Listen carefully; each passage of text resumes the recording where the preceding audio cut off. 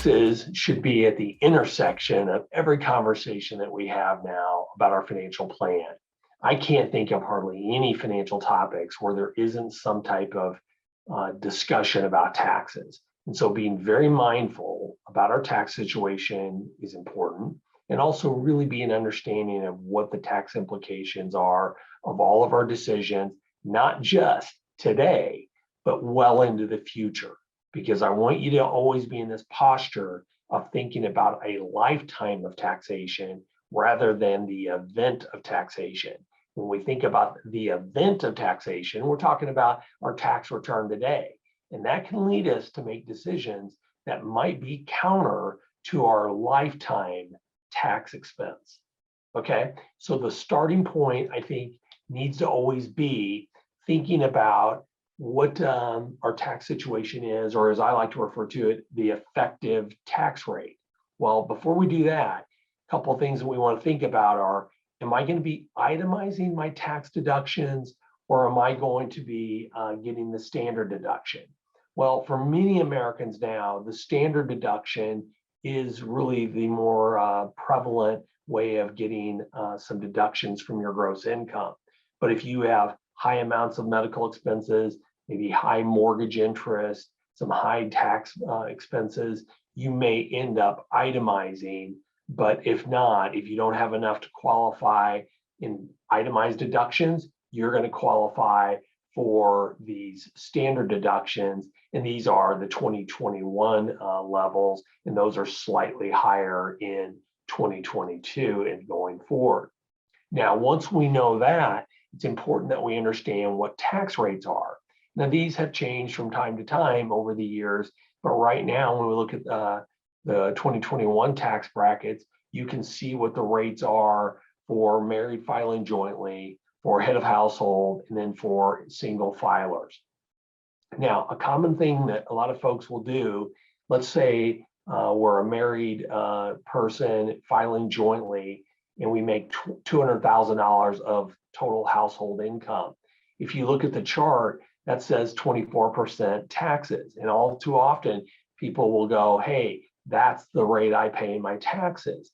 And that's not exactly correct, because we have what we call a progressive tax code, and you progress up the tax rates. And so what we did is we included this little bit of a calculation here that shows you how the actual tax code works. And so in this particular case, we took a single tax filer making $50,000 a year, a real simple case. And in that case, if we go back to our previous page, a $50,000 income earner will be in the 22% tax bracket. But what did they actually pay? What was their average or effective tax rate?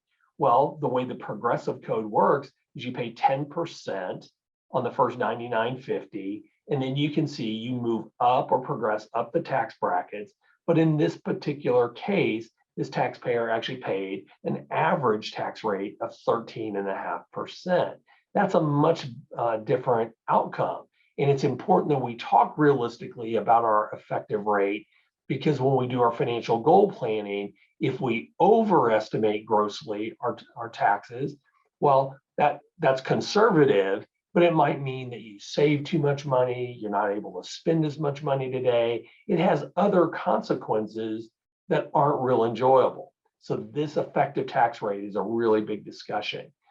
If you want more information, we've done some other videos about tax planning, and we go into a lot more detail on how to calculate taxes and your tax rates, and then different tax planning strategies to overall reduce your tax impact. If you desire to lower your taxes, there's a number of things that you can think about, but I'm going to remind you again, I think it's important to not just think of this as a one-by-one, year after year discussion. Think in terms of a lifetime of taxation and overall lowering your lifetime tax expense.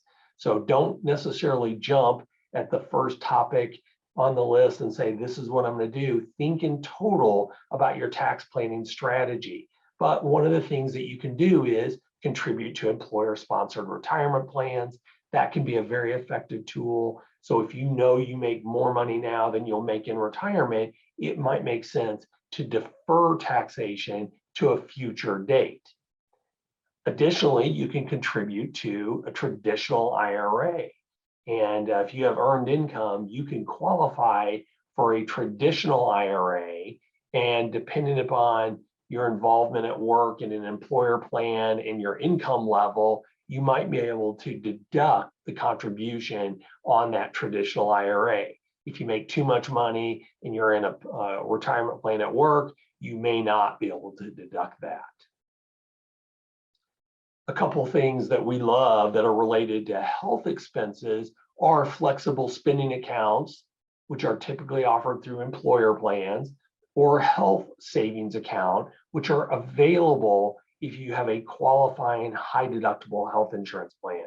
These are powerful tools to get tax deductible money into an account to pay for medical expenses on a tax-free basis. So these are very powerful tools. And since almost everybody we know has medical expenses, this is something that I think is attractive for virtually everybody. We talked briefly about itemized tax deductions before. It's very important to think in terms of what your itemized deductions are. And since many people now qualify for the standard deduction, you have to really get thoughtful about how could I qualify for a higher deduction. Well, one way to do that is if you're a charitable person, you like to give money away to different organizations, that's one of the big itemized deductions that we can use in select ways to qualify for an itemized tax deduction. So consider that and think about maybe aggregating a lot of your giving into a specific year to push you above the standard tax deduction and qualify for a higher itemized deduction. Understanding capital gains taxes. So this doesn't mean investments in a retirement account. This would be the sale of a piece of real estate or investments that I own outside of a retirement plan. Capital gains tax rates are lower than ordinary income tax rates. So if I have an IRA, I probably will pay lower taxes on investments held outside of my IRA compared to my IRA. And so we want to be thoughtful about having investments that are outside of retirement plans so that I can maybe pool my different withdrawals from different types of accounts to qualify for different tax treatment. And again, with the goal of lowering your overall effective tax rate. And I know I've already said this, but it bears repeating. Think in terms of a multi-year tax strategy. This is not an event, it's a process. And so if you think about your tax planning as a long-term lifetime process, you likely are going to make better decisions each and every year moving forward. So there will be years where you're going to pay more money in taxes, but you're going to do that because you feel like that strategy prepares you to pay lower taxes cumulatively.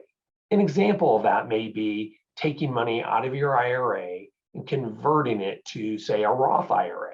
When you do that, that's a process of paying tax now, but in hopes of getting into the Roth IRA where you won't pay taxes ever again in the future. So if you think taxes are going to go up, then a Roth conversion might make sense. There are many other strategies that can result in similar outcomes. And that's why it's important, though, that we think about this as a long-term strategy and process, but rather than a year-by-year event. This content is all part of what we call our financial bootcamp process.